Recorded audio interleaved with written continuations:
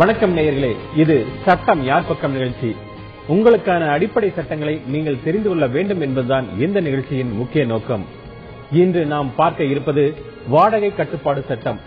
சென்னை போன்ற பெருநகரங்களில் நாளுக்கு நாள் வீடுகளின் வாடகை அதிகரித்துக் கொண்டே வருகிறது. இது தொடர்பாக வாடகை கட்டுப்பாடு சட்டம் என்ன சொல்கிறது? உங்களது சந்தேகங்களுக்கு பதிலளிக்க உயர்நீதிமன்ற வழக்கறிஞர் கண்ணதாசன் நமது அரங்கத்திற்கு வந்துள்ளார். அவரை முதலில் வரவேற்போம். வணக்கம் சார். வணக்கம் நேயர்களே, வீட்டு வாடகை பிரச்சனை, குடியிருப்பு உரிமையாளர்களால் பிரச்சனை என உங்களது சந்தேகங்கள் எதுவானாலும் உங்களது கேள்விகளை சுருக்கமாக கேளுங்கள், பதில்களை தெளிவாக தெரிந்து கொள்ளுங்கள். நிகழ்ச்சிக்கு செல்லும் முன் வாடகை கட்டுப்பாடு சட்டம் உருவான விதம் எப்படி காண்போமா?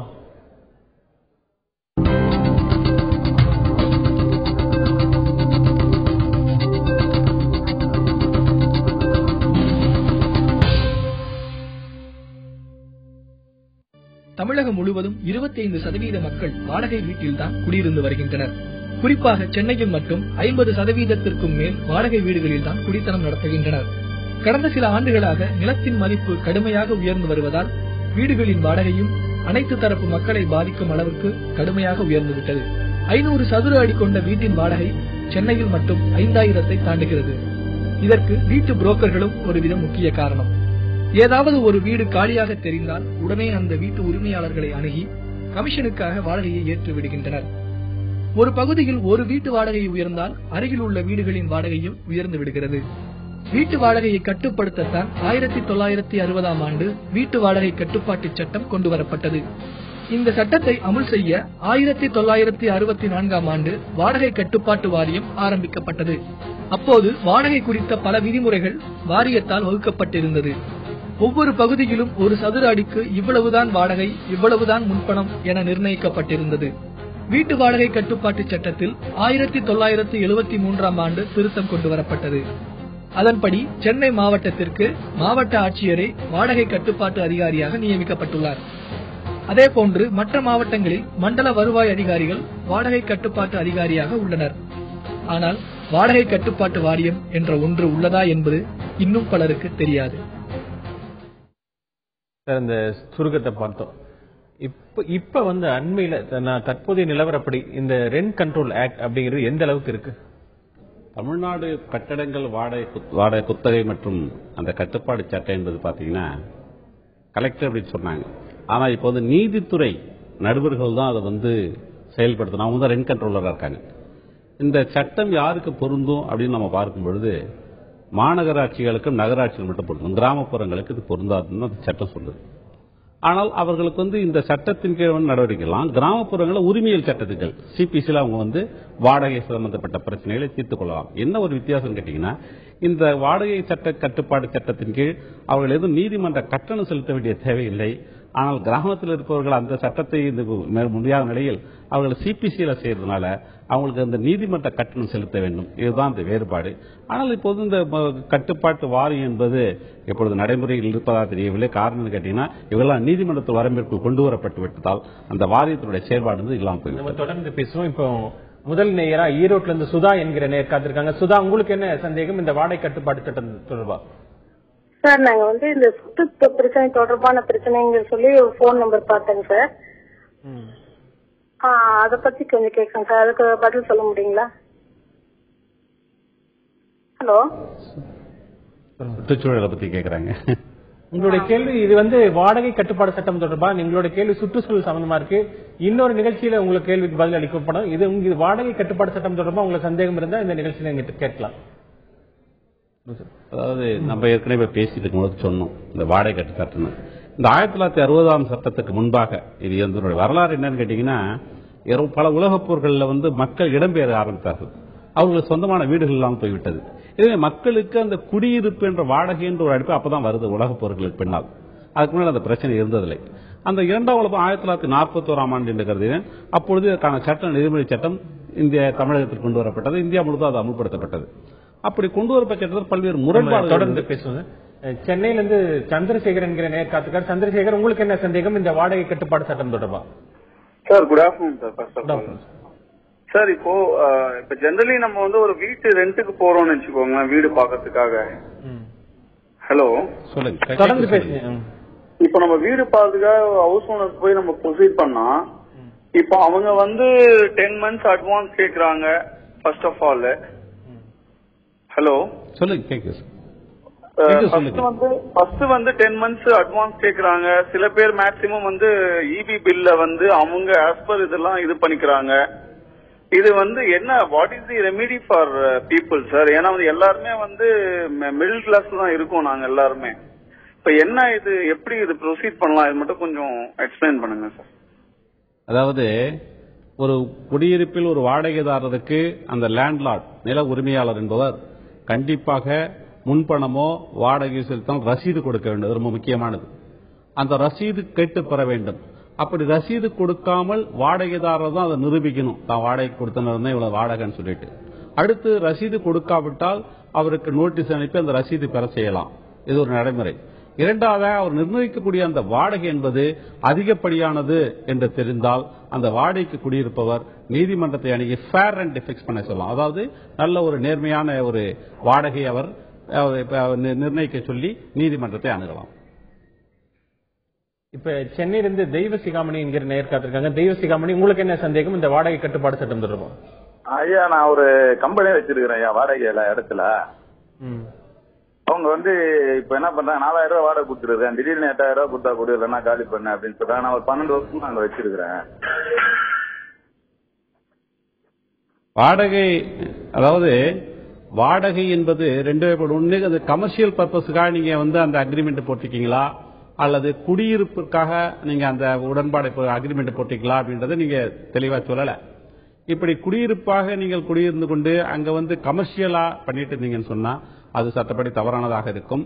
அப்படி கமர்ஷியலாக நீங்க அந்த இடத்தை, வாடகை இடத்தை பயன்படுத்திக் கொண்டிருக்கிற பட்சத்தில் அந்த இடத்தில் அமைந்திருக்கக்கூடிய இடம், அங்க இருக்கக்கூடிய மற்ற வசதிகள், அது சென்னை மாநகரத்தில் எந்த ஒரு அருகாமையின் இடத்தை கொண்டிருக்கிறது. இப்போ உதாரணமாக பஸ் நிறுத்தம், ரயில்வே ஸ்டேஷனு, இந்த மாதிரி எப்படி இருக்கிறது, அந்த இடத்துடைய மதிப்பு, இவற்றின் அடிப்படையில் தான் வாடகைகள் நிர்ணயிக்கப்படுகின்றது.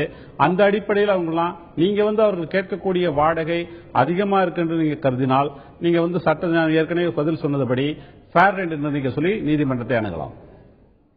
திருப்பி இந்த வாடகை கட்டுப்பாடு சட்டம் மட்டும் நம்ம பேசியிருந்தோம். இதுல இந்த உரிமையாளர்களோட உரிமைகள், அந்த ரைட்ஸ் என்னென்ன இருக்கு சார்? இந்த சட்டம் பாத்தீங்கன்னா பார்க்கறதுக்கு பெரும்பாலும் வாடகைதாரர்களுக்கு சாதகமா இருக்குமா தெரியும். ஆனால் அப்படி கிடையாது. உரிமையாளர்களுக்கு பல்வேறு பாதுகாப்பை கொடுத்திருக்கிறது. உதாரணத்துக்கு பார்க்க வேண்டும் என்றால், அவர்கள் உரிமையாளர் வாடகைதாரர்கள் விதிக்கப்பட்ட நிபந்தனைகள் உட்பட்டு நடக்க வேண்டும் என்று இருக்குது. அந்த நிபந்தனைகளை மீறும் பொழுது அவர்கள் அங்கே எவிக்ட் பண்ணலாம். உதாரணத்துக்கு பார்க்க போனீங்கன்னா வில்ஃபுல் டிஃபால்ட்னு சொல்லுவாங்க. அதாவது வாடகை, மாத வாடகையை அவர் தர தவறு. எடுத்துக்காட்டாக அதுக்காக 1 மாத வாடகை கொடுக்கல, 2 மாத வாடகை கொடுக்கலன்றதுக்காக அதை வேண்டுமென்றே வாடகை தர மறுத்த காரணத்தின் பேர் வராது. 3-4 மாதங்கள் அல்லது தொடர்ந்து தர தவறிவிட்டார் என்று சொன்னால் மட்டும்தான் அது வரும். அதே போல உள்வாடகைக்கு விடுதல். ஒரு வாடகைதாரர் மற்றொரு உள்வாடகை விட்டால் இந்த உரிமையாளர் அவரை வெளியேற்றம் செய்யலாம். அது ஒண்ணு. அதே போல அவர் வேறு காரணங்களாக பயன்படுத்தினார். உதாரணத்துக்காக குடியிருப்புக்கு என்று விட்டு தொடர்ந்து பேசுவோம். இப்ப நேரடியாவே வாடகை கட்டுப்பாடு சட்டம் தொடர்பா ஒரு நேர் கேள்வியோட தயாரா இருக்காரு. அந்த கேள்வியை இப்ப பார்ப்போம். ஜெயவர்த்தன வேலை, கோவை. தற்சமயம் பாத்தீங்கன்னா இந்த வீட்டு வாடகை வாங்குறது, கொடுக்கறது, செய்யறது, இதுல நிறைய பிரச்சனைகள் இருக்கு. மேற்கொண்டு இந்த மாதிரி பிரச்சனைகளுக்கெல்லாம் என்ன தீர்வு? இதுக்கு ஒன்றான ஏதாச்சும் அந்த வரமுறைகள் அது இது ஏதோ இருக்குதா? ரெண்டாவது, எந்தெந்த ஏரியால எவ்வளவு வாடகை வாங்கலாம், கொடுக்கலாம், செய்யலாம்? ரெண்டாவது, அடிப்படை வசதிகள் என்னென்ன வச்சிருக்காங்க, அந்த மெயின்டெனன்ஸ் சார்ஜ் அது இதுன்னு சொல்லி அந்த தண்ணி வரி, குடிநீர் வரி, இதுக்கு எவ்வளவு வாங்கலாம், பில்லுக்கு அதே மாதிரி தனித்தனியா எல்லாத்துக்குமே இபி பில் எல்லாமே தனித்தனியா பண்ணிட்டு இருக்க முடியாது. அதுக்கு எவ்வளவு வரமுறை இருக்கு, பில்லுல எவ்வளவு இவங்க எவ்வளவு யூஸ் பண்ணாங்க, அவங்க யூஸ் பண்ணாங்க, இதுக்கு என்ன விளக்கம்? அவரோட கேள்வி. அதாவது இந்த நேயர் கேட்டது பாத்தீங்கன்னா, ஒரு பகுதியினுடைய அந்த வசதிகள் எப்படி இருக்கின்றது, அதனுடைய இடம் எந்த இடத்தில் அமைந்திருந்த பொறுத்தான் வாடகைகள் நிர்ணயிக்கப்படுகின்றது. அதை அந்த உதாரணத்துக்கு எடுத்துக்கொண்டால், ஒரு வீட்டில் அது கான்கிரீட் வீடா, மற்ற வசதிகள் கார் நிறுத்தும் இடம் இருக்கிறதா, அல்லது அதற்கு லிப்ட் வசதி இருக்கிறதா, அருகிலே வங்கிகள், பள்ளிகள் இருக்குதா, சாலைகள் பெரிய அகலமான சாலை இருக்குதா, இதை பொறுத்து தான் வாடகைகள் நிர்ணயிக்கப்படுகிறது பெரும்பாலும். ஆனால் இந்த மீட்டர் மின் கட்டணங்களை பொறுத்தவரை பெரும்பாலான வீட்டு உரிமையாளர்கள் நிறைய தவறு எடுக்கிறாங்க. உதாரணத்துக்கு ஒரு மீட்டர் வாடகைக்கு மேலாக அதிகமாக கேட்டு வாங்க, தவறு. அது என்ன அந்த மீட்டர் தொகையோ அதை தான் கணக்கிட்டவர்கள் வாங்க வேண்டும், அதற்கு மேலாக வாங்கக்கூடாது. அப்படி வந்து தனி மின் இணைப்பு கேட்டு பெற்று அந்த மின் இணைப்பு கட்டணத்தை மின் பயனீட்டு கட்டணத்தை இவர்கள் வந்து செலுத்தலாம். இதுதான் இருக்குது.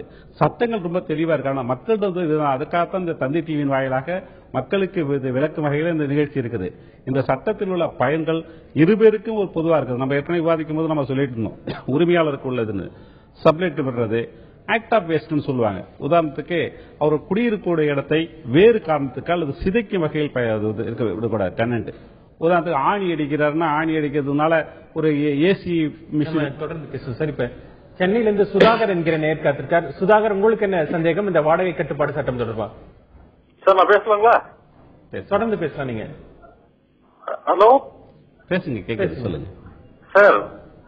இப்போ ஒரு சார் பேசுறீங்களா? கேக்குது, சொல்லுங்க, நீங்க சொல்லுங்க, தொடர்ந்து பேசுங்க சார். இப்போ வந்து என்னுடைய பாகம் ஒண்ணு இருக்கு, என்னுடைய பிரதர் ஒரு பாகம் இருக்கு. இந்த 2 பாகமும் சேர்ந்த ஒரு வீட்டைய வந்து ஒருவர் வந்து என்னுடைய தம்பியானவ வாடகை வாங்கிட்டு இருக்கான் சார். சரி, அந்த வாடகை வந்து எனக்கு வந்து வரணும், பாதி இருக்கிறதுனால எனக்கு வேணும் அப்படின்னு நான் கேட்கிற பட்சத்துல வந்து சரி, அவன் வந்து வச்சிருக்கிற ஆளை வந்து அவன் ஒரு ரவுடி ஸ்டாப் இதை வச்சு அவன் வசூல் பண்ணிட்டு இருக்கான். நான் வாடகை கொடுத்துட்டு உனக்கு சம்பந்தம் இல்லைன்னு சொல்றேன். இதை வந்து நான் வந்து என்னுடைய வாடகை வாங்கறதுக்கு உண்டான முயற்சிகள் எப்படி எந்த இடத்துல எப்படி எடுத்தா இதனுடைய இது வரும்ன்றது எனக்கு தெரியாம இருக்காது. கொஞ்சம் எக்ஸ்பிளைன் பண்ண முடியுமா? நீங்க நிச்சயமாக உங்களுக்கு வாடகை அதில் கேறுவதற்கு உரிமை உண்டு, உங்களுக்கு அந்த பாகம் உண்டு, நிச்சயமாக உண்டு. அந்த வாடகைதாரருக்கு நீங்கள் உங்களது வழக்கறிஞர் ஒரு அணுகி அவர் மூலம் நோட்டீஸ் அனுப்பி அதை அவருக்கு அந்த நோட்டீஸை அவர் மதிக்க தவறும் பட்சத்தில் நீங்க நீதிமன்றத்தை அணுகி உங்களுக்கான அந்த வாடகை பங்கை நீங்கள் பெற்றுக்கொள்ளலாம். இப்ப இன்னொரு நேரடியாவே இந்த வாடகை கட்டுப்பாடு சட்டம் தொடர்பான கேள்வியோட காத்திருக்கார். அந்த கேள்வி இப்ப பார்ப்போம். ஈரோடுல இருந்து வாவு பேசுறேங்க. இப்போ ஈரோடு மாவட்டத்தில் பொதுவாக பாத்தீங்கன்னா வாடகைக்கு இருக்கிறவங்களுக்கும் வீட்டு உரிமையாளருக்கும் சுகமான உறவே இருக்கிறது இல்ல. முதல்ல வந்து முன்தொகையான அட்வான்ஸுக்கு ரசீது தரதில்ல. அதுவும் பிறகு வந்து வாடகையும் வந்து குறிப்பிட்ட காலத்துக்கு வந்து 6 மாசம் 1 மாசம் 1 வருஷத்துல வந்து வாடகை வந்து ஏத்துறாங்க. அதுக்கப்புறம் மெயின்டெனன்ஸ் சார்ஜ் வாங்குறாங்க. அப்புறம் வந்து வெள்ளை அடிக்கணும், சுண்ணாம்பு அடிக்கணும் அப்படின்னு சொல்லிட்டு ஒரு சார்ஜ் பண்றாங்க. இது வந்து எந்த விதமான ஆவணங்கள் இல்லாம எப்படி நம்ம சட்டத்தின் மூலமா இதை வந்து நுகர்வோருக்கு பாதுகாப்பு ஏற்படுத்த முடியும்னு ஐயா வந்து தகுந்த விளக்கம் தருமாறு கேட்டுக்கொள்கிறேன். அதாவது நம்ம ஏற்கனவே சொன்னதுபடி இந்த வாடகை கட்டுப்பாட்டு சட்டம் பிரிவு 8 படி கண்டிப்பாக வந்து ஒவ்வொரு முன்பணத்திற்கும் வாடகைக்கும் ரசீது வாங்காம இருக்கக்கூடாது. வாங்க தவறினால் அதனுடைய விலை வந்து வாடகைதாரர் தான் பாதிக்கும், லேண்ட்லார்டை பாதிக்காது. இதுதான் சட்டம். இந்த சட்டத்தின்படி நிச்சயமாக அவர் கொடுக்கணும். அதே மாதிரி மெயின்டெனன்ஸ் சார்ஜஸ் அது டெனண்டபிள் கண்டிஷன்ல வச்சிருக்கிறதெல்லாம் வந்து சட்டத்துக்கு உட்பட்டதான். ஆனால் அதை நிர்ணயிக்க தொகை வந்து நியாயமானதாக இருக்க வேண்டும், அதிகமா இருக்கக்கூடாது. இப்ப சென்னையில் கணேசன் என்கிற காத்திருக்கார். கணேசன், உங்களுக்கு என்ன சந்தேகம் இந்த வாடகை கட்டுப்பாடு சட்டம் தொடர்பா? இப்ப எங்க இடத்துல ஒருத்தர் வாடகை இருக்காங்க. அவங்க வந்து 10 வருஷமா இருக்கிறாங்க. அக்ரிமெண்ட் போட்டா அக்ரிமெண்ட் ரினியூ பண்ணல. இப்ப நாங்க ஒரு இடத்துல வாடகை சன்ன கம்பெனி வச்சுக்கிறோம். அந்த கம்பெனி வந்து அவங்க காலி பண்ண சொல்றாங்க. இதுக்கு எப்படி பண்றதுங்க? அதாவது ஒப்பந்தம் வந்து நீட்டிக்கப்படுவது என்பது இருவருக்குள்ள ஒரு ஈடுபாடா இருக்க வேண்டும். அடுத்தால் போல உங்களுடைய பிரச்சனைகள் சட்டவிரோதமாக அவர் உங்களை காலி செய்ய முற்பட்டால் மட்டுமே நீங்கள் நீதிமன்றத்தை அணுக முடியும். மற்றபடி அவர்கள் வந்து உங்களை வந்து சட்டவிரோதமாக அவர்கள் வெளியேற்ற முடியாது. பொதுவாக வாடகை கட்டுப்பாடு சட்டம் பற்றிய விழிப்புணர்வு பொதுமக்கள் மத்தியில் எந்த அளவிற்கு உள்ளது விளக்குகிறார் சமூக ஆர்வலர் பாடம் நாராயணன்.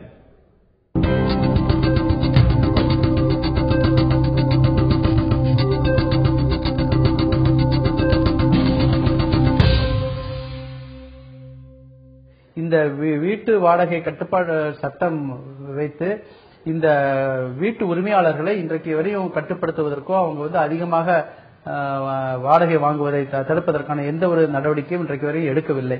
ஏனென்றால் அடிப்படையில் இது வந்து ஒரு டிமாண்ட் அண்ட் சப்ளை. எந்த அளவுக்கு மக்கள் தொகை பெருக்கம் இருக்கிறது, அதிகமாக மக்கள் வந்து தமிழகத்தை நோக்கி வந்து கொண்டிருக்கிறார்கள்.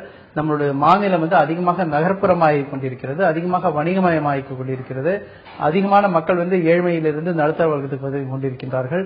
இவர்களுக்கெல்லாம் வீட்டு தேவை இருக்கிறது. அதிகமாக மக்கள் நெருக்கடி அதிக இருக்கின்ற ஒரு மாநிலம். அதுபோக தொழில்துறை, விவசாயம், அடிப்படை உரிமையான வீடு என்ற எல்லா விஷயத்துக்கும் போட்டி இருக்கிற ஒரு நிலம் தட்டுப்பாடு இருக்கிற மாநிலம். இப்படி இருக்கிற ஒரு மாநிலத்தில் இந்த வீட்டு வாடகை கட்டுப்பாடு சட்டத்தின் மூலமாக இதற்கான ஒரு தீர்வு இன்றைக்கு வரை கிடைக்கவில்லை, எதிர்காலத்திலும் கிடைக்கும் என்று தோன்றவில்லை. இந்த வீட்டு வாடகை இந்த கட்டுப்பாடு சட்டம் அதுல ஒரு வீடை வாடகைக்கு விடும்போது என்ன மாதிரியான நடைமுறைகளை பின்பற்ற வேண்டும்? எடுத்துக்காட்டாக ஒரு உடன்படிக்கை, ஒரு லீஸ் அக்ரிமெண்ட் போறது ரொம்ப நல்லது. அதுல என்னென்ன எவ்வளவு காலத்திற்கு எவ்வளவு வாடகை தொகை என்பது அறுதியிடப்பட வேண்டும். அது மற்ற கண்டிஷன்ஸ், உதாரணத்துக்கு எப்படி ஒரு டெனண்டபிள் கண்டிஷன்ல வச்சுக்கணும், யார் அதை பராமரிப்பது, இந்த ஒயிட் வாஷ் பண்றது.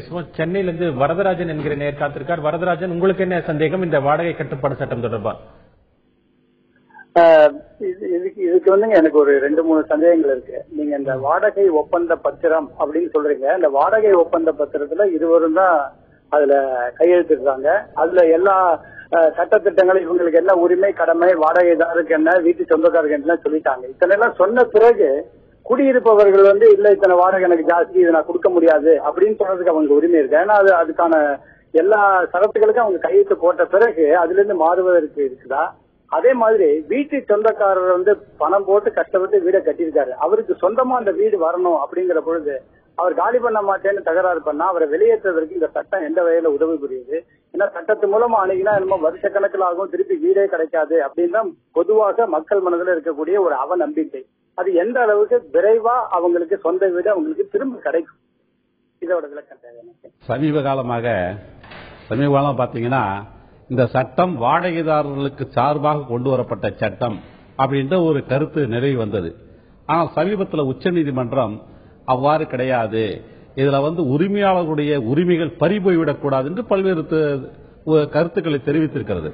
இப்ப நீங்க சொன்னீங்க வாடகை அது அக்ரிமெண்ட் போடுறோம், அதுக்கப்புறம் பார்த்தா அவர் அதிகமா கொடுக்க மாட்டேன்றான்னு சொல்லிட்டு அவ்வாறு மறுக்க முடியாது. அவர் அதிகம் இருப்பது என்று கருதினால் அவர் நீதிமன்றத்தில் தான் செல்ல வேண்டும் தவிர வேற ஒன்றும் பண்ண முடியாது, கொடுக்க தடுக்க முடியாது. அவ்வாறு ஒரு ஒப்பந்தத்தை மீறினாலோ அல்லது வாடகை தவறினாலோ உரிமையாளர் அதனுடைய அடிப்படையில் வில்ஃபுல் டிஃபால்ட் என்ற வகையிலே அவரை வெளியேற்றம் செய்யறதுக்கு நீதிமன்றத்தை அணுகலாம். இரண்டாவதாக அந்த இடத்தை காலி பண்ண மாட்டேன்றாங்க, தகராறு பண்றாங்க, நீதிமன்றத்துக்கு போனால் பல காலங்கள் ஆகும் என்று கருதுவது அது ஒரு தவறான கண்ணோட்டம் தான். ஏன்னு கேட்டால் சரியான வழக்கறிஞர் வைத்து முறையாக தகுந்த காரணங்களோடு நீதிமன்றத்தை அணுகினால் உங்களுக்கான தீர்வு கிடைக்கும். சென்னையிலிருந்து செல்வி என்கிற நேர் காத்திருக்காங்க. செல்வி, உங்களுக்கு என்ன சந்தேகம் இந்த வாடகை கட்டுப்பாடு சட்டம் தொடர்பு? வணக்கங்க. நாங்க வாடகை விட்டுருக்கோம். அந்த டெனன்ட் 22 வருஷமா இருக்காங்களாம். 7 வருஷமா கேஸ் நடக்குது. ஆனா ஒரு மூமெண்ட்டும் இல்ல, சும்மா வாய்தா வாங்கிக்கிட்டே போயிட்டே இருக்காங்க. அதுல ஏதாவது தீர்வு காண முடியுமாங்க? என்ன மாதிரி வாய்தா வாங்கிட்டு போயிருக்காங்க? நீங்க ஏதாவது அப்பீல் இருக்குதா இல்ல முதல் ஃபர்ஸ்ட் வழக்கவே என்ன காரணத்தினால தீர்வு வழக்கு போட்டிருக்காங்க? நீங்க போட்டீங்களா இல்ல அவங்க போட்டிருக்காங்களா? அவங்க தான் ஃபர்ஸ்ட் போட்டாங்க. நாங்க காலி பண்ண மாட்டோம், 22 வருஷமா இருந்துட்டோம், எங்களுக்கு காரணமா போட முடியாது. வேற என்ன காரணம் போட்டு வழக்கத்தை தெளிவா தெரிஞ்சிட்டு சொல்லுங்க. என்ன காரணத்தின் அடிப்படையில் அவங்க வழக்கு போட்டிருக்காங்க? ஏன்னா ஒருத்தர் நான் வீட்டை காலி பண்ண மாட்டேன்லாம் போட முடியாது. என்னை சட்டவிரோதமாக காலி செய்யக்கூடாதுன்னு தான் வழக்கு போட முடியும். ஆனால் நில உரிமையாளர் என்பவர், லேண்ட்லார்டு நீங்க இருந்தீங்கன்னா நீங்க அவரை வெளியேற்றுவதற்கான காரணங்கள், சட்டத்தில் சொல்லப்பட்டுள்ள காரணங்களை முறையாக நிரூபித்தீர்களே ஆனால் அவரை வெளியேற்றம் செய்யலாம். நம்ம தொடர்ந்து பேசலாம். அந்த நீங்க சொன்னீங்க இல்லையா, அந்த ஒரு வீடு வாடகைக்கு விடும்போது என்னென்ன நடைமுறைகள் அவருடைய முறையான ஒரு புரிந்துணர்வு வேண்டும். யார் வாடகை, அதே போல அது ஒரு டெனண்டபிள் கண்டிஷன்ல வச்சிருக்கணுமா, அதுக்கான மெயின்டெனன்ஸ் சார்ஜ் எல்லாம் எவ்வளவு கொடுக்கணும், எப்படி கொடுக்கணும், மின் கட்டணம் எப்படி செலுத்தணும், இவெல்லாம் தெளிவாக ஒரு சரத்தாக கொண்டு வர வேண்டும். அது ஒண்ணு. அதே போல வாடகைக்கு இருப்பவரும் அந்த இடத்த தான் சொந்தமா நிரந்தரமா இருக்கணும்னு நினைக்க கூடாது. நிறைய இடங்கள்ல இதான் நடக்குது. இப்ப பேசின நிறைய பேர் என்ன சொல்றாங்கன்னா, வாடகைக்கு விட்டுட்டு வேதனைப்பட்டு இருக்கிறோம், அது சொந்த வீடே கட்டாம இருக்கலாம் நிலைமையில இருக்கிறாங்க நிறைய பேர். இன்னும் சொல்ல போனால் சில பேர் யாருக்கு வாடகை கொடுக்கும்போது யாருக்கு வாடகை விடணும்ன்றதை பார்த்து கொடுக்கணும். சென்னையில பாத்தீங்கன்னா நிறைய பேர் சொல்றாங்க, வக்கீல்னா அட்வொகேட்ஸ்னா வாடகை கொடுக்க மாட்டேன்னு சொல்றாங்க. இப்படி எல்லாம் இருக்குது. இந்த நிலைமையில இருக்கக்கூடாது. எல்லா வழக்கறிஞர்களும் அந்த மாதிரி கிடையாது. ஆனால் உண்மை என்னன்னு கேட்டீங்கன்னா, உள்ளே வருபவர் எப்படியாவது என்ன சென்னை போன்ற இடங்கள்ல ஒரு வசதியான இடத்துல வீடு கிடைக்கும் ரொம்ப கடினமான சமயத்துல அப்படி இடம் கிடைத்து விட்டால் நிரந்தரமாக இருந்துவிட நினைக்கிறார்கள். ஆனால் அந்த நில உரிமையாளருக்கு பல்வேறு காரணங்கள் அடிப்படையில் அது வெளியேற்றுவதற்கு சட்டத்தில் இடம் இருக்குது. இதுதான். ஆனால் ஒரு இடத்துல குடிபுகுவதற்கு முன்பாக அந்த குடிபுகுவரும் வாடகைதாரரும் அந்த நில உரிமையாளரும் முறையாக ஒரு ஒப்பந்தம் செய்து கொண்டால்தான் பிற்காலத்திற்குரிய சட்ட சிக்கல் அவர்களுக்கு பாதுகாப்பு கிடைக்கும். தொடர்ந்து பேசலாம். இப்ப நேரடியாவே வாடகை கட்டுப்பாடு சட்டம் தொடர்பா ஒரு நேர் கேள்வியோட காத்திருக்கார். அந்த கேள்வி இப்ப பாரு. என் பேர் செல்வராஜ், ரங்கசாமி கோணம்புதூர்ல இருந்து பேசுறேங்க. வீட்டு வாடகை குடியிருக்கிறவங்களுக்கு ரொம்ப ரொம்ப இடைஞ்சலா இருக்கு. என்னன்னு கேட்டா, ஒரு வீட்டுல 10 குடித்தனம் வச்சிருக்காங்க. ஆனா வீட்டு பைப் லைன் ஒரே ஒரு பைப் லைன் தான் இருக்கு. மாநகராட்சியில ஒரே பைப் லைன் தான் 10 வீட்டுக்கு ஒரே பைப் லைன் தான் தர்றாங்க. 10 லைன் தர்றது கிடையாதுங்கிறாங்க. ஆனா வீட்டுக்காரங்க இருக்கிற தண்ணியெல்லாம் அவங்க பிடிச்சிட்டு 10 வீட்டுக்கும் பங்கி தருவாங்க. அது எந்த நிலையில் நாங்க இதை எப்படி சட்டப்படி நாங்க கேட்க முடியும்? வீட்டுக்காரர்கிட்ட வீட்டுக்கு 2 குடம் தண்ணி பிடிக்குன்னு சொன்னா முடியவே முடியாது. வீட்டுக்காரங்க பிடிச்ச தான் முடியும். அதே மாதிரி இந்த இபி லைன் அதே மாதிரி 1 மீட்டர் வச்சுட்டு பாக்கி சப் மீட்டர் பூரா மாட்டி வச்சிருக்காங்க. அதுக்கு இபில இப்ப 1 யூனிட்டுக்கு ₹1 100 யூனிட் வரைக்கும். ஆனா 10 வீட்டுக்காரங்க யூஸ் பண்ணும்போது 600 யூனிட் 700 யூனிட் வந்துருது. அது பில் பார்த்தா ₹2000 ₹3000 வந்துருது. எல்லாருமே வீட்டுக்காரங்க எல்லாம் 10 வீட்டுக்காரருக்கு 500 1100 ஒரு 150 யூனிட் வச்சவங்களுக்கு ₹50 வரணும். ஆனா அவங்க ₹500 தர வேண்டிய நிலைமையில இருக்காங்க. அதுபோல மாசம் மாசம் வாடகை ஏற்றிட்டு இருக்காங்க. இதுக்கு சட்டப்படி ஏதாவது தீர்வு இருக்கா? இந்த சப்மீட்டர் வைக்கிறத பத்தி நான் சொல்லுங்க. மின் கட்டணம் அரசு நிர்ணயித்துள்ள கட்டணத்தை மட்டும்தான் பெற வேண்டும். அதே சமயத்தில் தனியாக மீட்டர் வைத்துக் கொள்ள நீங்கள் வீட்டு உரிமையாளரை கேட்க வேண்டும். அடுத்து இந்த தண்ணீரை பற்றி பேசினார். இந்த மாதிரி வசதி குறைவாக ஒரு இடத்துல மிக சிறிய இடத்துல குறுகான இடத்துல மற்ற வசதிகளை செய்து தராமல் அவர் குடிநீர் அளிக்காமல் ஒரு வாடகைக்கு விட்டுக்கான்னு சொன்னா இதை பற்றி அவங்க மாநகராட்சியிட்ட ஒரு புகார் கொடுக்கலாம். அதே சமயத்தில் தனக்குள்ள வாடகையை குறைத்து கெடுக்குமாறு அவர்கள் நீதிமன்றத்தை அணுகலாம். இப்ப பெங்களூர்ல இருந்து சேரலாதன் என்ப நேர் காத்திருக்கார். சேரலாதன், உங்களுக்கு என்ன சந்தேகம் இந்த வாடகை கட்டுப்பாடு சட்டம் தொடர்பா? சார், அது நாங்க இந்த இன்கம் டாக்ஸ் ரிட்டர்ன் ஃபைல் பண்ணலீங்களா, அதுல இந்த கொடுப்பாங்க. இது மாதிரி வீட்டு ஓனருக்கு நீங்க சப்போஸ் பர் மந்த் உங்களுக்கு 15,000 மேல போச்சுனாக்கா அவருடைய பேன் கார்டு கொடுங்கன்னு கேக்குறாங்க. ஆனா வீட்டு ஓனர்கிட்ட கடை எங்களுக்கு தெரியாது, நீ இருந்தா இருப்போ அப்படின்னு சொல்றாங்க. அப்ப நமக்கு அந்த இது லூஸ் ஆகுது. இது அந்த இன்கம் டாக்ஸ் ஃபைல் பண்ணும்போது ஹெச்ஆர்ஏ பாட்டுக்கு ஹவுஸ் ரெண்ட் அலவன்ஸ் இந்த டிடிஎஸ் கழிக்கிறதுக்காக அந்த நிச்சயம் கேட்பாங்க. சட்டப்படி இதை கொடுத்துதான் ஆகணும். அதை மறுப்பது என்பது அவருடைய தனிப்பட்டது. அவங்க மறுத்தாலும் அவர்களுடைய இந்த நடைமுறை ஒப்பந்தத்தின்படி அதை ரத்து செஞ்சுக்கலாம் அல்லது வேறு தீர்வு காணலாம். இவங்க இதுதான் நினைத்தர வேற மட்டும் கட்டாயப்படுத்தலாம் பண்ண முடியாது.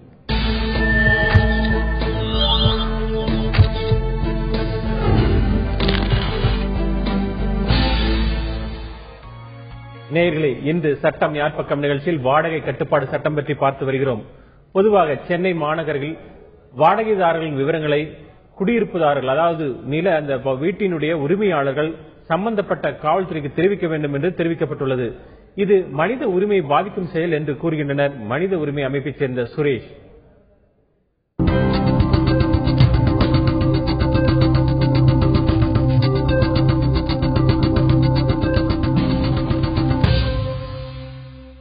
சென்ற ஆண்டே 2012 மார்ச் மாதமே இது மாதிரியான ஒரு ஆணை, அதாவது குற்றவியல் நடைமுறை சட்டம் 144 கீழ் சென்னை மாநகர காவல் ஆணையாளர் வேளச்சேரியில் அந்த என்கவுண்டரில் செய்தார்கள் அல்லவா, அந்த வடமாநில கொள்ளையர்கள் என்று. அந்த நேரத்தில் இப்படி ஒரு உத்தரவை பிறப்பித்தார்கள்.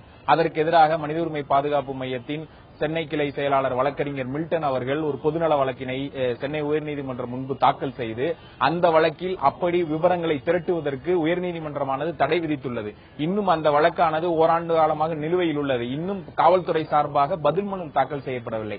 ஆனால் இன்று அவர்கள் அந்த இடைக்கால உத்தரவு எல்லாம் ஏதோ இல்லாமல் போய்விட்டது போன்ற ஒரு சித்திரத்தை உருவாக்கி இன்று மக்களிடம் அப்படிப்பட்ட தகவல்களை உடனடியாக தாருங்கள், இல்லை என்றால் உங்கள் மேல் நடவடிக்கை பாயும் என்று மிரட்டப்படுகின்றனர். இதனால் வீட்டு உரிமையாளர்களும் பாதிக்கப்பட உள்ளார்கள், வாடகைதாரர்களும் பாதிக்கப்பட உள்ளார்கள். அப்ப பிரச்சனைக்கான இந்த மாதிரியான அம்சங்களை தீர்ப்பதற்கு பதிலாக இப்படி மக்களுடைய விவரங்களை, வாடகைதாரருடைய விவரங்களை நாங்கள் ப்ரொஃபைல் பண்ண போறோம், சர்வேலன்ஸ் பண்ணுவோம் என்பது அரசாங்கம் செய்கின்ற தவறான நடவடிக்கை. இது அடிப்படையிலே ஒரு தனி மனிதனுடைய உரிமையை பாதிக்கின்ற விஷயம். இதையும் அரசாங்கம் சரி செய்ய வேண்டும். இந்த மனித உரிமை அமைப்பை சேர்ந்த சுரேஷ் அவரோட கருத்தை பதிவு செஞ்சிருக்காரு. இதற்கிடையில மதுரையிலிருந்து முத்து என்கிற நேயர் காத்திருக்காங்க. முத்து, உங்களுக்கு என்ன சந்தேகம் இந்த வாடகை கட்டுப்பாடு சட்டம் தொடர்பா? மதுரையிலிருந்து பேசுறேன். சொல்லுங்க, பேசுங்க, கேக்குது, சொல்லுங்க. சார், நான் மதுரையிலிருந்து பேசுறேன். இங்க உங்க டிவி வால்யூம் குறைச்சிட்டு பேசுங்க. ₹1000 வாடகை வாங்குறாங்க. 2 ரூம் தான் இருக்கு. உங்க டிவி வால்யூமை குறைச்சிட்டு பேசுங்க, நீங்க பேசுறது தெளிவா கேட்கல. சார், கம்மி தான் பண்ணிருக்கோம். பேசுங்க, சொல்லுங்க சொல்லுங்க, பேசிட்டே இருங்க. சார் நாங்க வந்து வெறும் 6,000 வாங்குறாங்க. ஆனா அதுக்கு அட்வான்ஸ் வந்து 60,000 கேக்குறாங்க. சரி சார் என்ன சார் பண்ணலாம்? நீங்க வாடகையில இருக்கீங்களா அல்லது வாடகைக்கு போக போறீங்களா? சார் வாடகையில இருக்கோம். இப்ப எக்ஸ்ட்ரா கேக்குறாங்க 60,000.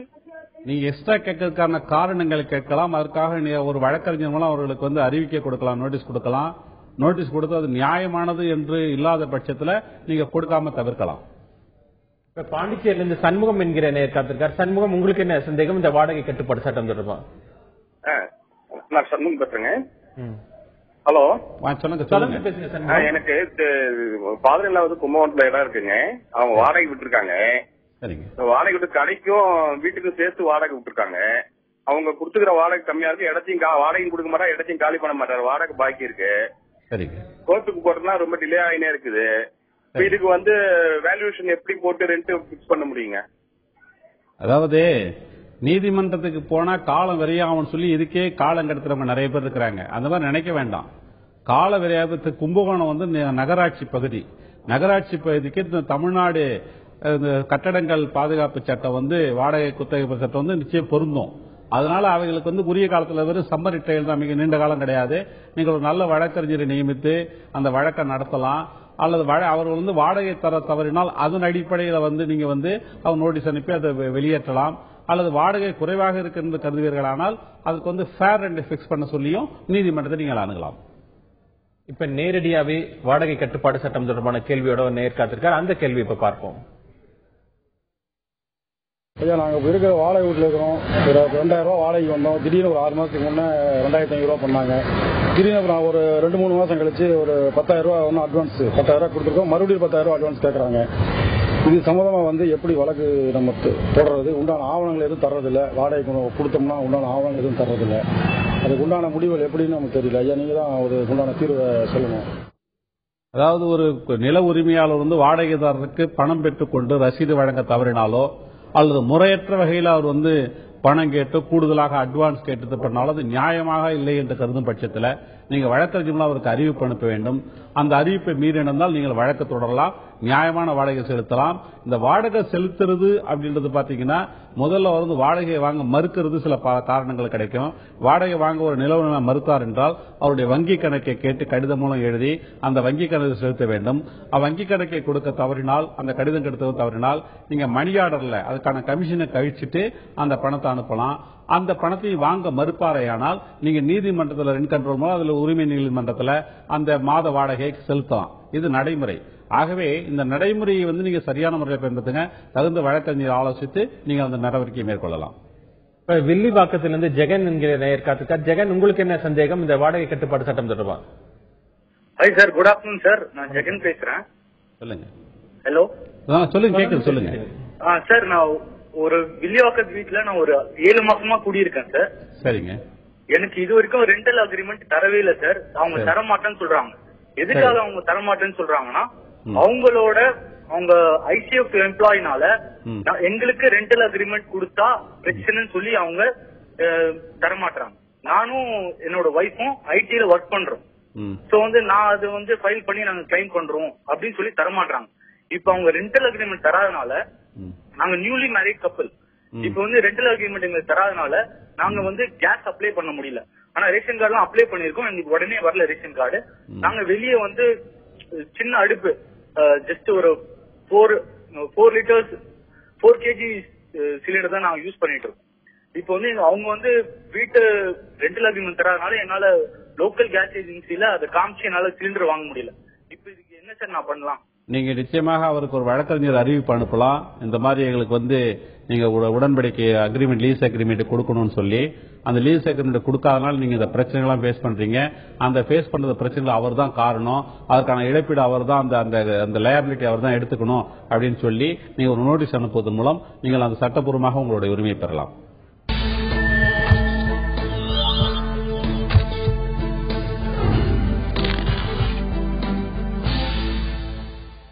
நேயர்களே, இன்று சட்டம் யார் பக்கம் நிகழ்ச்சியில் வாடகை கட்டுப்பாடு சட்டம் பற்றி உங்களது சந்தேகங்களுக்கு உயர்நீதிமன்ற வழக்கறிஞர் கண்ணதாசன் பதிலளித்து வருகிறார். பொதுவாக இந்த சட்டம் 1960ஆம் ஆண்டு கொண்டு வரப்பட்டது. ஆனால் இதை நிறைய திருத்தங்கள் வேண்டும் என்கின்றார் ஓய்வு பெற்ற நீதிபதி சூரிய பிரகாசம். அவரின் பதிலை பார்ப்பதற்கு முன்பு மதுரையிலிருந்து குமார் என்கிற நேயர் காத்திருக்கிறார். அந்த அவருடைய கேள்வியை கேட்போம். குமார், உங்களுக்கு என்ன சந்தேகம் இந்த வாடகை கட்டுப்பாடு சட்டம் தொடர்பாக? ஹலோ, வணக்கம் சார். நான் குமார் பேசுறேன் மதுரையில இருந்து. நான் மதுரையில ஒரு வணிக நல்ல ஒரு கமர்ஷியல் ஏரியாவில் வீடு வச்சிருக்கேன். 4-5 கடைகளுக்கு வாடகை விட்டுருக்கேன். பொதுவா இப்ப வந்து ஹலோ கேட்க சொல்லுங்க. பொதுவா இப்ப வாடகைக்கு குடியிருக்கிறவங்க அந்த இடம் தேவையில்லைன்னா உடனே காலி பண்ணிட்டு போயிடுறாங்க. சரி. ஒப்பந்த காலம் முடியும் முன்னாலே தேவையில்லைன்னா காலி பண்ணிட்டு போயிடுறாங்க. அதே இப்ப வீட்டு உரிமையாளர் அந்த இடம் வேணும்னா ஒப்பந்த காலம் முடிஞ்ச பிற்பாடும் அவங்கள காலி பண்ண முடியல. அப்படி அந்த இடம் வேணும்னா கூட தகுந்த காரணம் இருந்தாலும் நீதிமன்றத்தை அணுகிதான் நம்ம வந்து அதை அவங்களை காலி பண்ண வேண்டி இருக்கு. அதுவும் தகுந்த காரணம் சொன்னாதான் எங்களுக்கு தீர்ப்பு சாதகமா வருது. அப்ப வாடகைக்கு விட்டதுனால அந்த எங்களுடைய வீட்டுக்கு நாங்க அந்த உரிமையை இருக்கிறோமா? என்னோட சந்தேகம். இந்த சட்டமே வந்து வாடகைதாரர்கள் முறையற்ற வகையில சுரண்டப்படக்கூடாது என்பதற்காக கொண்டு வரப்பட்ட சட்டம் தான். அதே சமயத்தில் வந்து வாடகைதாரர்கள் வந்து இந்த நில உரிமையாளர்களை கஷ்டப்படுத்தக்கூடாது என்பது அர்த்தம் அல்ல. அதனால நீங்க வந்து வாடகைதாரர் வந்து காலி பண்ணி போறாரு சொன்னா நீங்க வந்து அக்ரிமெண்ட் போடும்பொழுது சொல்றீங்க இத்தனை மாதம் நோட்டீஸ் கொடுக்கணும், 1 மாதமா 2 மாதம் நோட்டீஸ் கொடுக்கணும் வெக்கேட் பண்றதுக்கு அப்படின்னு சொல்லிட்டு. அதே போல நிச்சயமாக அவர்கள் வந்து நீங்க வெக்கேட் பண்ணணும்னா தகுந்த காரணங்கள் நீங்களே சொல்லிட்டீங்க. தகுந்த காரணம் இல்லாம ஒரு வெளியேற்ற முடியாது. அந்த தகுந்த காரணங்கள் இருக்குமே ஆனால் அந்த தகுந்த காரணத்தை கூறி அவருக்கு வந்து அந்த குறித்த கால அளவு நோட்டீஸ் கொடுப்பதன் மூலம் நீங்க அவரை வெளியேற்றலாம். அவங்க எந்த நீதிமன்றத்துக்கு போனாலும் நில உரிமையாளத்தை ஜெயிக்க முடியாது. இப்ப இந்த சட்டம் தொடர்பா ஓய்வு பெற்ற மாவட்ட நீதிபதி சூரிய பிரகாசம் என்ன சொல்கிறார் என்பதை கேட்போம்.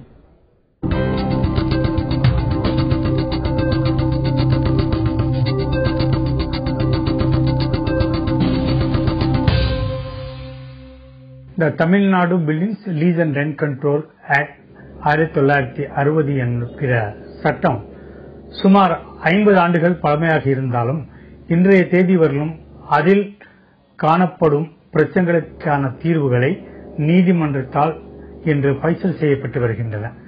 வீட்டு உரிமையாளர்களுக்கும் வாடகைதாரர்களும் இடையில் ஏற்படும் பிரச்சனைகளை தீர்வு காணுவதற்கு மேற்படி சட்டம் மிகவும் உதவியாக இருக்கிறது.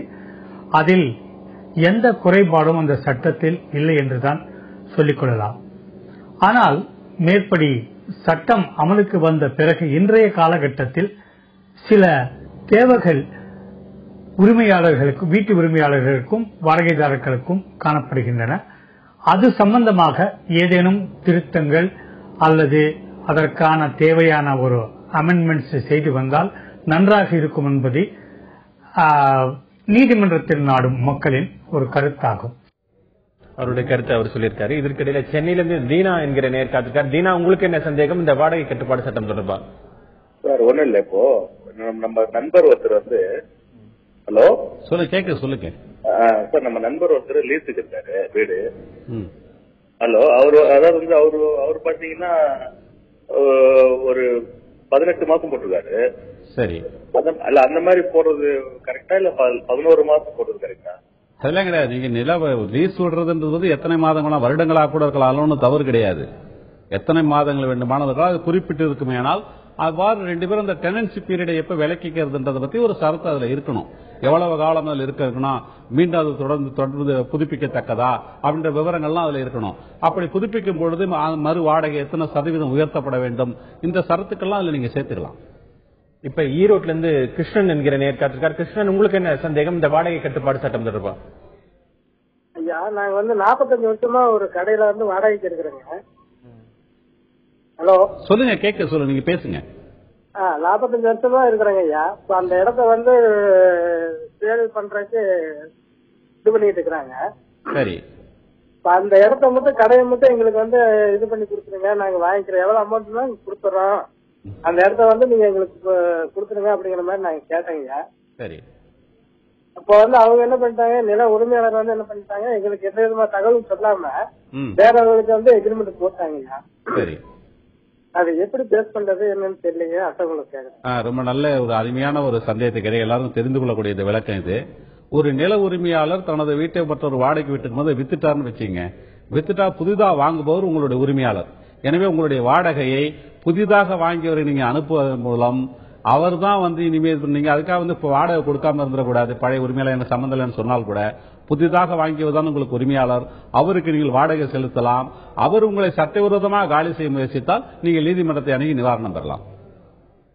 இப்ப வாடகை கட்டுப்பாடு சட்டம் தொடர்பாக நேரடியாவே ஒரு நேர் தன்னோட கேள்வியோட காத்திருக்கார். அந்த கேள்வி இப்ப பார்ப்போம். இப்ப வாடகை வீட்டுல இருக்கும்போது என்ன ஆகுதுனாக்கா திடீர்னு வந்து ஓனர்ஸ் வந்து காலி பண்ணுவாங்க. அவங்க நாங்களே வர போறோம் இல்லாட்டா வேற மேல் வாடகை நிறைய கிடைக்கிறதுன்னு சொல்லிட்டு காலி பண்ண சொல்லுவாங்க. அந்த மாதிரி பிரச்சனை ஒண்ணு இருக்கு. அது மாதிரி கரண்ட் சார்ஜஸ் வந்து ஹையரா போட்டுறாங்க. கவர்மெண்ட் நான் பிரகாரம் இவ்வளவுதான் இருக்கணும்னு இருக்கு.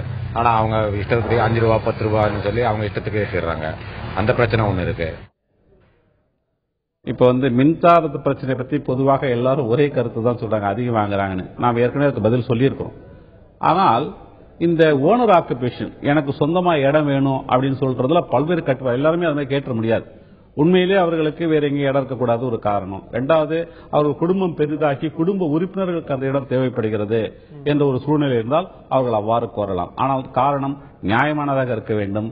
அவருக்கு வேற வசதியான இடம் இருந்தும் இவர் அந்த விலாகுதாரை வெளியேற்ற வேண்டும் என்ற நோக்கத்தில் ஓனர் ஆக்குபேஷன் கேட்டானா அது செல்லாது. இப்ப சென்னையிலிருந்து மூர்த்தி என்கிற நேர்காத்துக்கார். மூர்த்தி, உங்களுக்கு என்ன சந்தேகம் இந்த வாடகை கட்டுப்பாடு சட்டம் தொடர்பா? ஐயா வணக்கம். என்னோட சந்தேகம் இல்ல, என்னோட கருத்தை நான் பதிவு செய்ய விரும்புறேன். கண்ணதாசன் ஐயாவுக்கு நான் நல்லாவே தெரியும். அவர் மனித உரிமை ஆர்வலர். அவரை பத்தி நிறைய நான் கேள்விப்பட்டிருக்கேன். இப்ப வழக்கறிஞர் மணிகண்டன்றவர் வந்து ஒரு மனித உரிமை இதை பத்தி பேசியிருந்தாரு. ஒரு சாதாரண ஒரு இதுல வந்து ஒரு ஆதார் ஐடிக்காக ஒரு தனியார் அமைப்பு கிட்ட நம்மளோட கண்ணு காது மூக்கு எல்லாரோட இதெல்லாம் நம்ம கொடுக்குறோம். அப்படி இருக்கும்போது ஒரு போலீஸ் வந்து நம்மளோட பாதுகாப்புக்காக கேட்கும்போது கொடுக்க கூடாதா? இது மற்ற மாநிலத்துல கொடுத்திருக்கும் போது அது லாஃபுல்லா இருக்கும்போது நம்ம மாநிலத்துல கேட்கும்போது எப்படி அன்லாஃபுல் ஆகும்? நிச்சயமாக மூர்த்தி, உங்களுடைய கருத்துடன் நானும் உடன்படுறேன். காரணம் என்னன்னு கேட்டா, இது வந்து பொதுமக்களுடைய நலனுக்கான ஒரு சட்டம் தான் காவல்துறை கூறியிருக்கிறார்கள். நிச்சயமாக அது எல்லோருக்கும் உதவி கொடுத்தான். ஏன்னு கேட்டீங்கன்னா, சென்னை போன்ற வளர்ந்து வரும் நகரங்கள்ல, பெரிய நகரங்கள்ல பல்வேறு குற்றச்செயல்கள் நடக்கின்றன. வடநாட்டிலிருந்து பல்வேறு நபர்கள் வருகிறார்கள். இங்கே அதை தடுப்பதற்காக ஒரு காவல்துறை ஒரு செயலை எடுத்திருக்கிறது. அது மட்டுமல்ல, நிறைய பேர் வாடகைக்கு விடுறாங்க. வர்றவங்க யாருன்னு அவங்களுக்கே தெரியுதில்லை. ஏதோ பணம் வருதுன்னு விட்டுறாங்க. இவைகளாம் தடுப்பதற்காக வாடகைக்கு வருபவர் யார், அவருடைய பின்னணி என்ன, முகவரி என்ன, சொந்த ஊர் என்ற விவரத்தை நிச்சயமாக நில உரிமையாளர்கள் பெற்றிருக்க வேண்டும். அதைத்தான் காவல்துறையும் வலியுறுத்துகிறது. இதில் எந்த மனித உரிமை மீறல் இருப்பதாக எனக்கு தெரியவில்லை. நிச்சயமாக இதை வந்து அனைத்து மக்களும் வரவேற்று காவல்துறைக்கு ஒத்துழைக்க வேண்டும் என்பதுதான் கருத்து. மூர்த்தியுடைய கருத்துக்கு நான் உடன்படுகிறேன். நேயர்களே, இன்று சட்டம் யார் பக்கம் நிகழ்ச்சியில் வாடகை கட்டுப்பாடு சட்டம் பற்றி பார்த்து வருகிறோம். பொதுவாக வாடகை கட்டுப்பாட்டு சட்டத்தின் கீழ் வாடகைதாரர்களுக்கு தான் பயன் அதிகம் என்று சொல்வார்கள். இதனால் குடியிருப்பு, அதாவது வீட்டை உரிமையாளர்களுக்கு என்ன பலன் கேட்போம். காத்திருங்கள் சில நொடிகள்.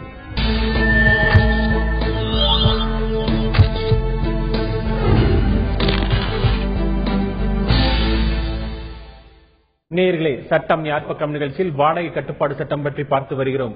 பொதுவாக வாடகைதாரர்களால் வீட்டு உரிமையாளர்களுக்கு என்ன பிரச்சனை கேட்போம். வீட்டு உரிமையாளர்கள் சங்க தலைவர் டேனியல்.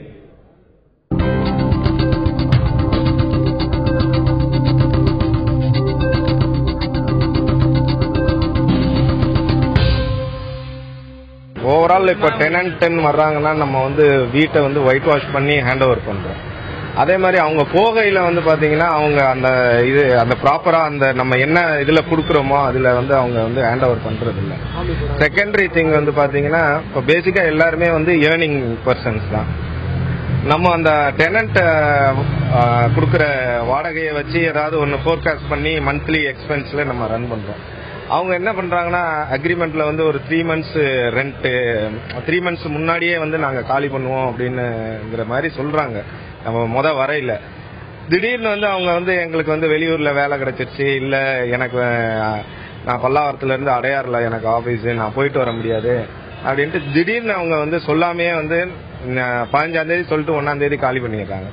ஸோ அடுத்த டெனன்ட் வர்றதுக்கு வந்து அந்த 1 month or 2 months வந்து பீரியட் எடுக்குது. ஸோ அந்த டைம் பாத்தீங்கன்னா அந்த வீடு வந்து சும்மா தான் இருக்க வேண்டியது. ஸோ நம்மளோட அந்த பர்டிகுலர் அந்த ரெண்ட்ங்கிறத வச்சு நம்ம பிளான் பண்ணது எல்லாமே வந்து அது ஒரு ப்ராப்ளம் வி ஆர் ஃபேசிங்.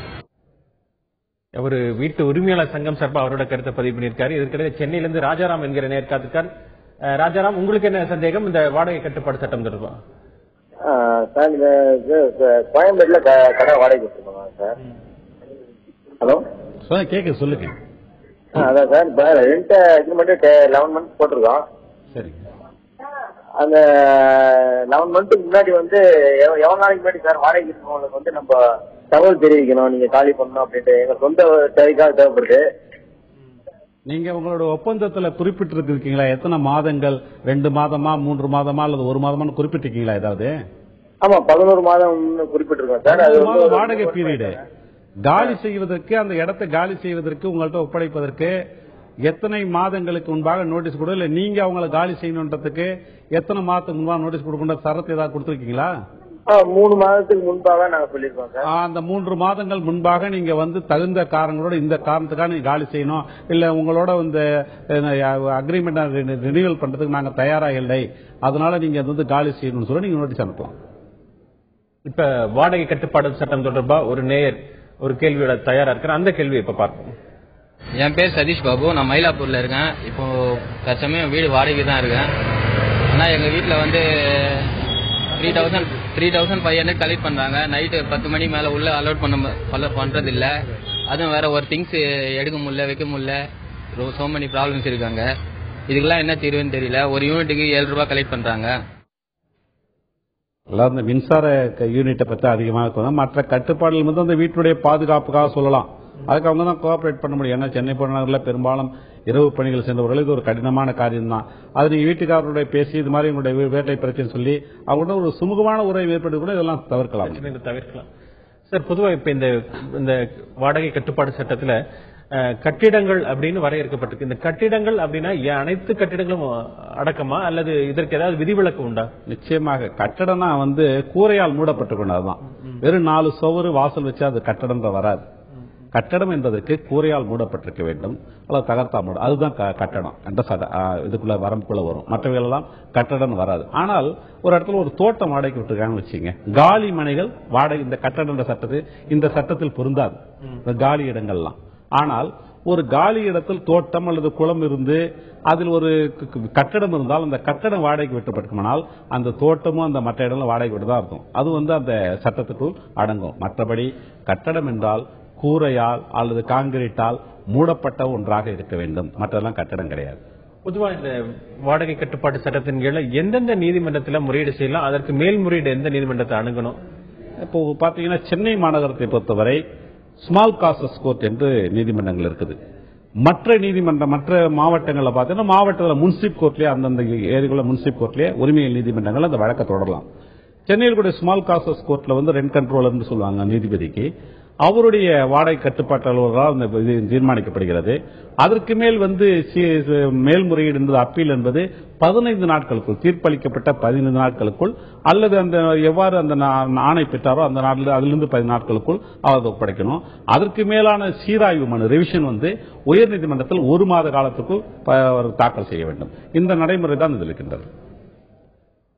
நேயர்களே, இன்று சட்டம் யார் பக்கம் நிகழ்ச்சியில் வாடகை கட்டுப்பாடு சட்டம் தொடர்பாக உங்களது சந்தேகங்களுக்கு உயர்நீதிமன்ற வழக்கறிஞர் கண்ணதாசன் விரிவாகவும் விளக்கமாகவும் பதிலளித்தார். அவருக்கு தந்தி டிவி சார்பாக நன்றியை தெரிவித்துக் கொள்வோம். நன்றி சார். தந்தி செய்து நன்றி.